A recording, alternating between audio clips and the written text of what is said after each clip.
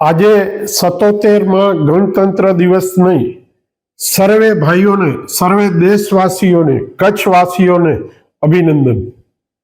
આજે હાલતા જ આપણે જોયું કે કચ્છની અંદર આજથી 25 વર્ષ પહેલે ગોજારો ભૂકંપ આવ્યો અને જેની અંદર ઘણા માણસોને જાનહાનિ થઈ। એના માટે એમને શ્રદ્ધાંજલિ। આજે આપણે જોયું કે એના પછી આપણા પ્રધાનમંત્રી શ્રી નરેન્દ્ર મોદીજી ત્યારે કચ્છની અંદર સેવા કાર્યો કરતા હતા અને એમના પછી ઓક્ટોબરની અંદર એમને સીએમ પદ મળ્યું। ત્યારથી કચ્છનો વિકાસ થયો અને આપણે જોયું કે આજ કચ્છ ક્યાં ઊંચાઈ ચડી ગયેલું છે અને ક્યાં સુધી એનું ડેવલપમેન્ટ છે।